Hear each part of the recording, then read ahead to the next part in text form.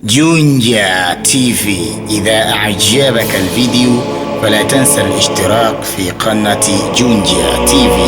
جونجا تي في.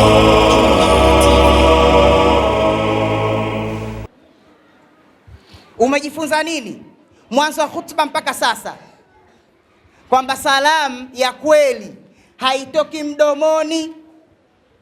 Salamu ya kweli ni nini? Inatoka moyoni.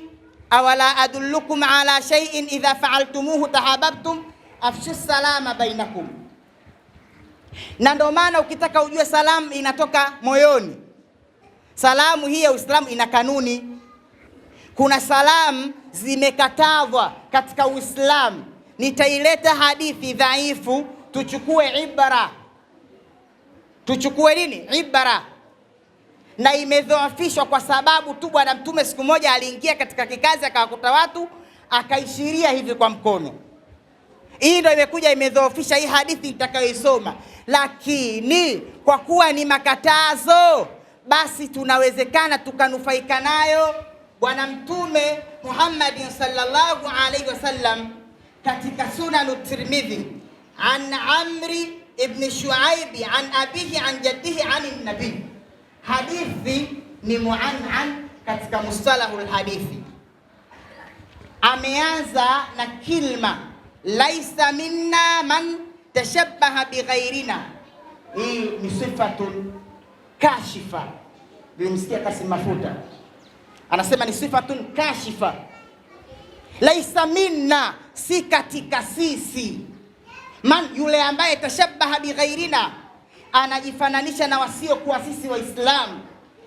La tashabbahu bil yahudi wala nasara, basi nyie msijifananishe na Mayahudi wala Manasara. Fa inna taslima al-yahudi al-isharatu bil asabi. Salamu ya Mayahudi kuishiria kwa vidole hivi. Mambo vipi? Mambo vipi? Unaashiria hivi. Wewe unajua unagezageza tu. Umemkuta mtu kavaa kashia suruali kaeka dareki na unageza. Unajua maana yake? Kwa hiyo salamu hii ya kuashiria hivi. Mambo vipi? Salamu za Kiyahudi Mtume kazikataa. Wa taslima nasara al-isharatu bil kaffi. Salamu za Manasara kuishiria kwa kiganja hivi. Lakini hadithi ni dhaifu.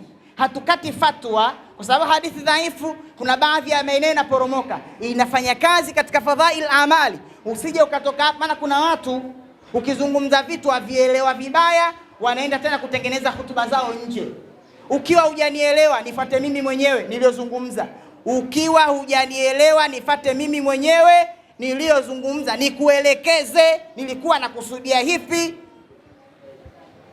Salamu hii ya Mayahudi kuashiria kwa kidole hivi, mambo vipi?